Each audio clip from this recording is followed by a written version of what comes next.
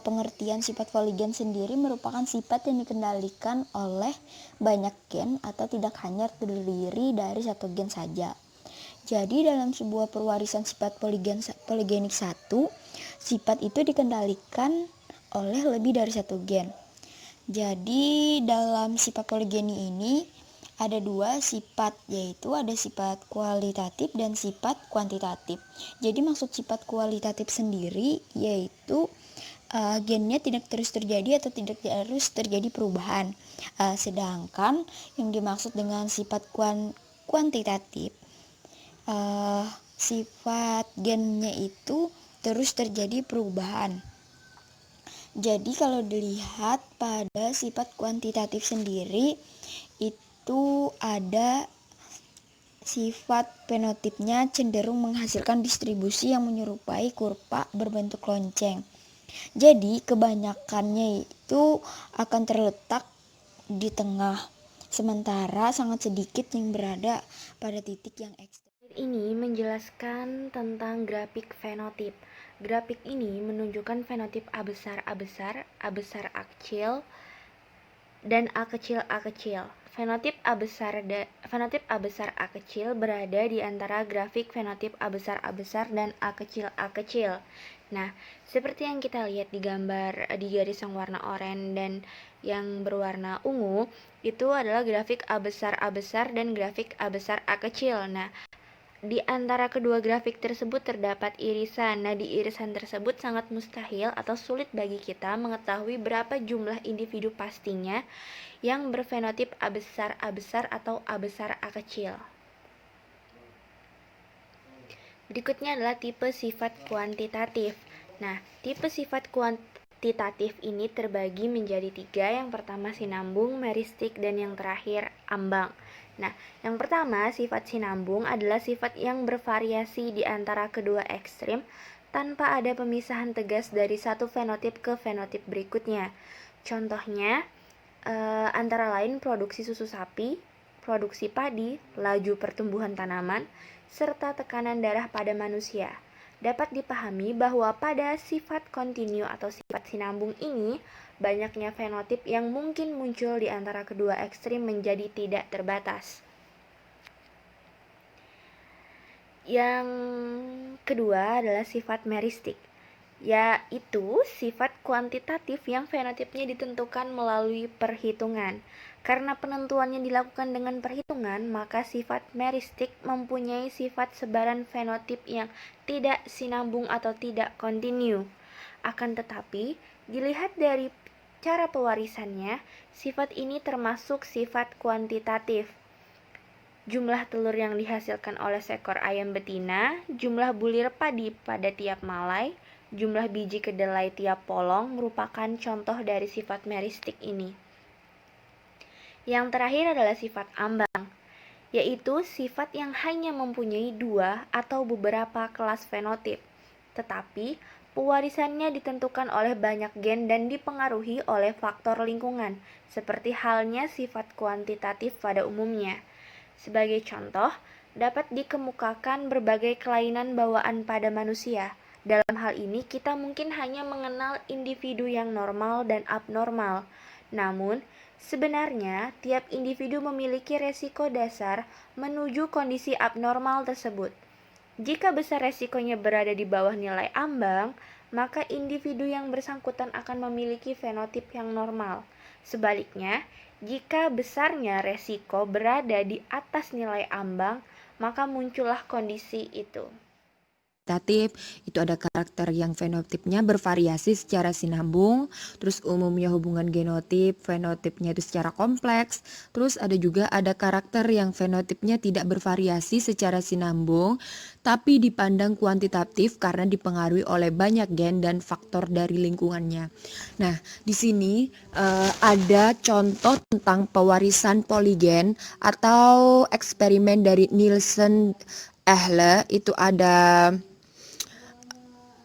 plants white kernels itu dikawinkan dengan plants with purple kernels. Jadi ada yang berwarna putih dan juga ada yang berwarna ungu. Dan dia menghasilkan F1 plants with red kernels. Nah, jadi F1 dikawinkan lagi dengan F1, dia menghasilkan F2 yang mana dia menghasilkan 1/16 plants with purple kernels, 4/16 plants with dark red kernels. Terus dia menghasilkan 6/16 plants with red kernel, 4/16 plant with like red kernel. Terus ada 1/16 plant with white kernels. Jadi dia memiliki genotip yang ada di slide ini, bisa kalian lihat sendiri. Dan dia itu dosis dari pigmennya itu purple itu ada 4, terus ada dark red itu ada 3, terus ada yang warna merah itu 2, light red itu ada 1, dan white itu 0 atau tidak terdapat. Jadi karena putihnya itu tidak menghasilkan atau tidak terdapat menghasilkan yang warna putih, jadi dikawinkanlah lagi generationnya yang A plus A plus B plus B plus dikawinkan dengan A min dengan B min, yang mana A plus itu berwarna ungu, A min itu berwarna putih. Nah, setelah itu dia menghasilkan A plus A min, B plus B min, dan itu menghasilkan warnanya merah, break into simple crosses. Nah, setelah itu dikawinkanlah kembali dan menghasilkan 1/4 A plus, setengah dari A plus amin, seperempat amin amin, terus lagi 1/4 B plus, setengah B plus B min, dan juga setengah B min. Nah, dia itu menghasilkan kombinasi resultnya. Jadi, nah setelah itu bisa dilihat kembali, ini ada F2 generation.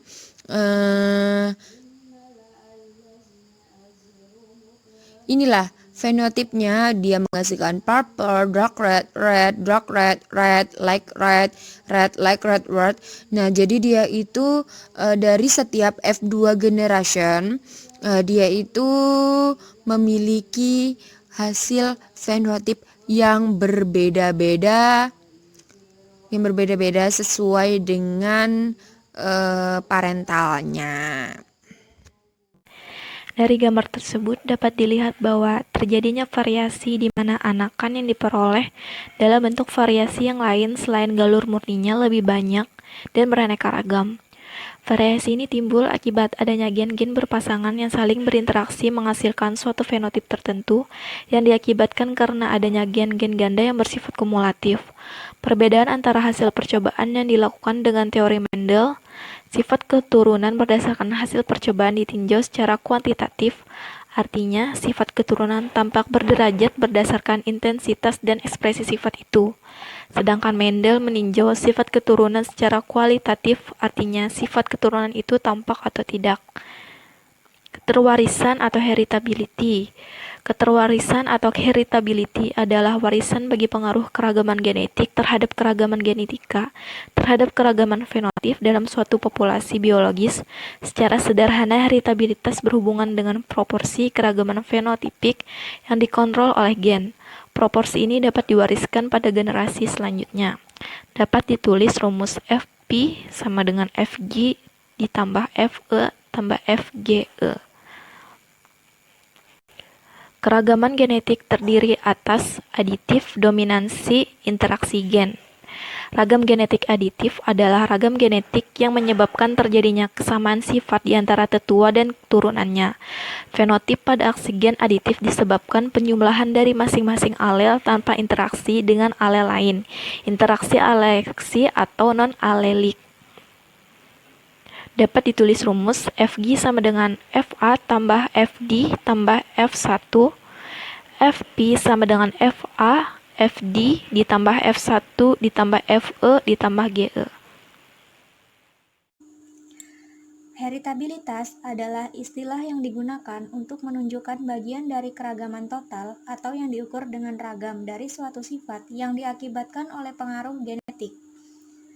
Heritabilitas merupakan perbandingan atau proporsi varian genetik terhadap varian total atau varian fenotip, yang biasanya dinyatakan dengan persen.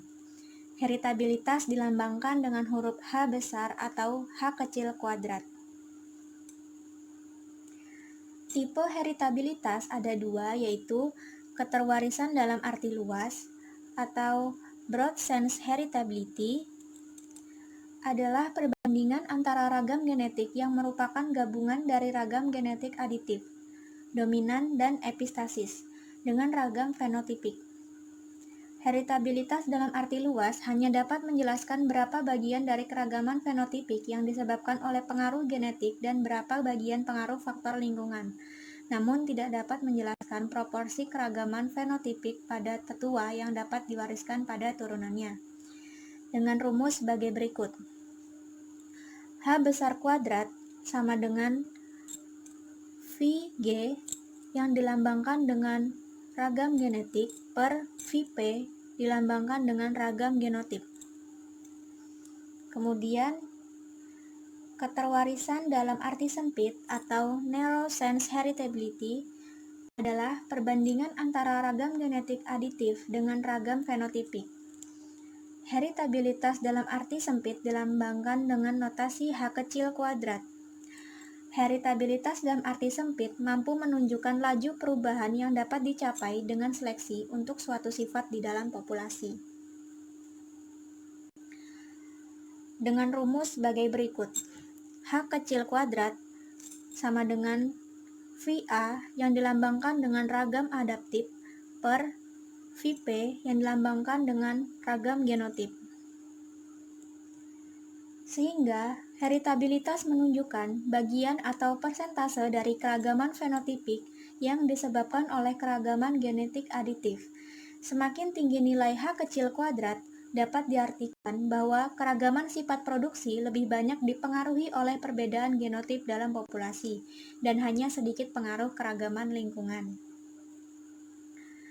Kemudian, keuntungan heritabilitas diantaranya yaitu prediksi fenotip keturunan berdasarkan fenotip tetua, dan bagaimana suatu sifat memberikan respon terhadap seleksi, sehingga semakin tinggi nilai heritabilitas suatu sifat yang diseleksi, maka semakin tinggi peningkatan sifat yang diperoleh setelah seleksi. Tingginya nilai heritabilitas suatu sifat menunjukkan tingginya korelasi ragam fenotipik dan ragam genetik. Pada kondisi ini, seleksi fenotipik individu sangat efektif. Sedangkan jika nilai heritabilitas rendah, maka sebaliknya seleksi dilakukan berdasarkan kelompok. Selanjutnya, keterbatasan heritabilitas. Di antaranya, tidak menginformasikan seberapa besar suatu sifat ditentukan secara genetik, tidak dimiliki oleh individu, tidak ada keterwarisan universal untuk suatu sifat. Kemudian, respon terhadap seleksi. Jadi, respon terhadap seleksi itu sama dengan kemajuan genetik untuk sifat kuantitatif. Diperoleh dengan rumus sebagai berikut. R besar sama dengan H kecil kuadrat dikali S, di mana R itu melambangkan kemajuan seleksi per generasi, H kecil kuadrat dilambangkan dengan heritabilitas, S dilambangkan dengan seleksi diferensial. Hal ini dipengaruhi oleh faktor yaitu narrow sense heritability atau keterwarisan dalam arti sempit, dan besarnya seleksi sama dengan seleksi diferensial. Menurut G. Clayton, untuk rambut abdomen Drosophila melanogaster, untuk memasukkan heritabilitasnya, maka didapatkan narrow sense heritability sebesar 0,52 dengan memasukkan rumus yang ada di atas. Kemudian rata-rata jumlah rambut pada populasi sebesar 35,3 diseleksi dengan sampel dengan rata-rata 40,6.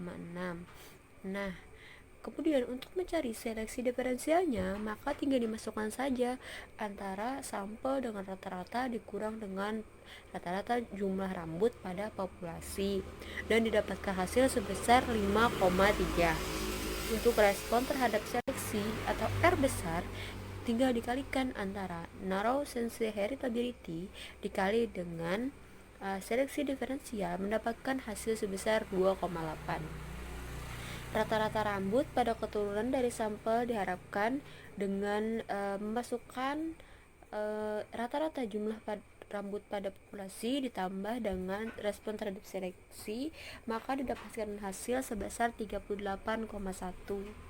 Untuk narrow sense heritability itu sama dengan realized heritability, di mana perubahan yang diwariskan dalam populasi karena seleksi 10% untuk rambut dikenal sebagai heritabilitas yang disadari dengan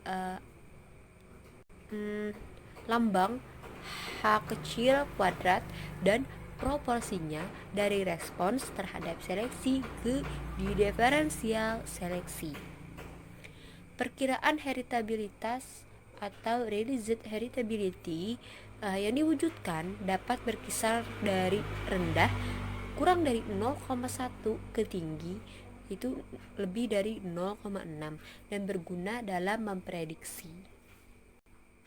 Nah, seperti pada gambar ini didapatkan dengan memasukkan rumus H kuadrat sama dengan R per S. Seperti yang telah dijelaskan, untuk H kuadrat itu heritability, untuk R itu respon terhadap seleksi, dan S itu selection diferensial atau diferensial seleksi. Tinggal dimasukkan saja angkanya, maka didapat seperti itu. Dan untuk mencari realized heritability, maka dengan memasukkan respon terhadap seleksi dibagi selection diferensial dan mendapatkan angka sebesar 0,49. Nah, setelah ada dapat angka-angka tersebut, kita tinggal masukkan saja ke dalam diagram.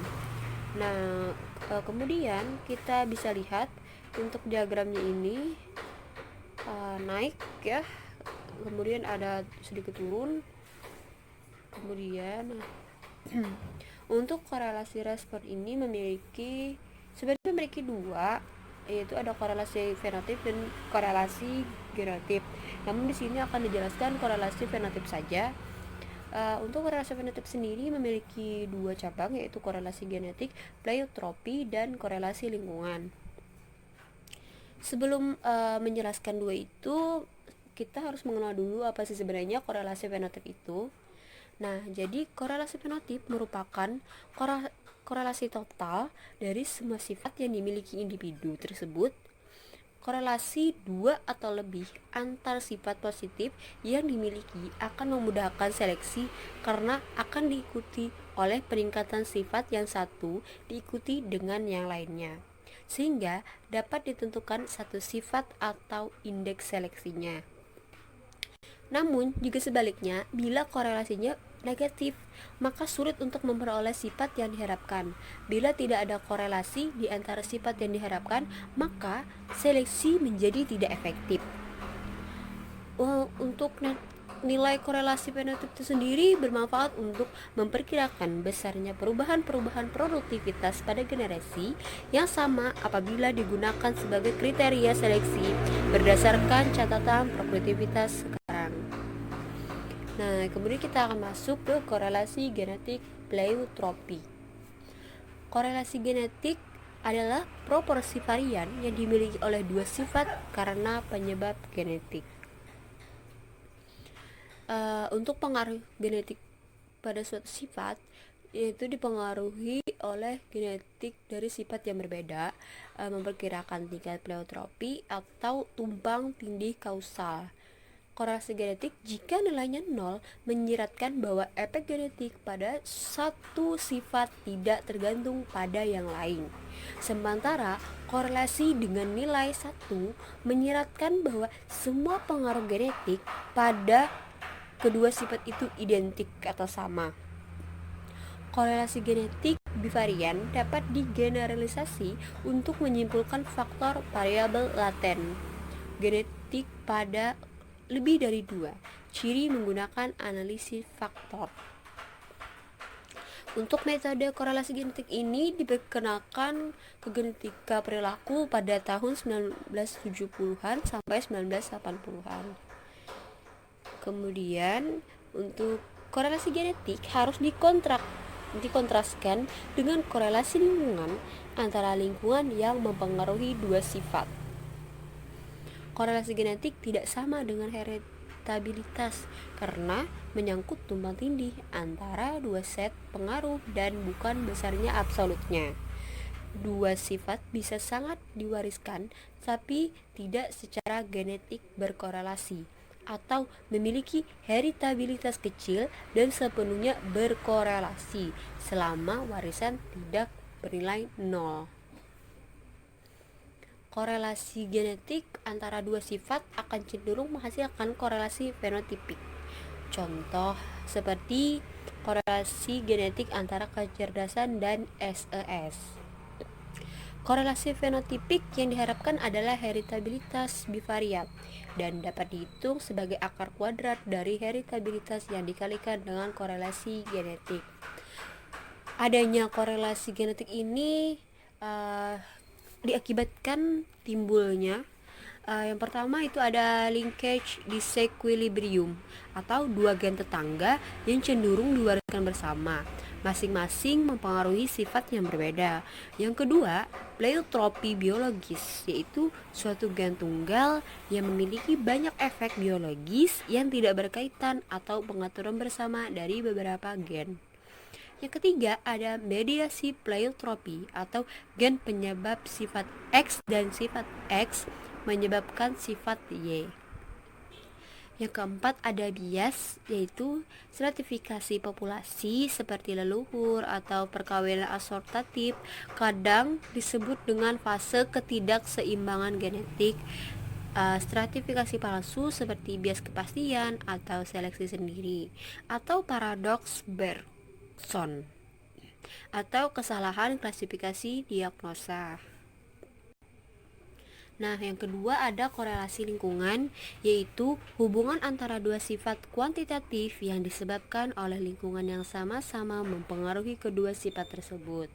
Contoh, korelasi lingkungan positif bisa terjadi antara tinggi tanaman dengan panjang tongkol pada tanaman jagung yang sama, karena pengaruh lingkungan mikro yang memperbaiki tinggi tanaman sekaligus juga memperbaiki panjang tongkol jagung tersebut.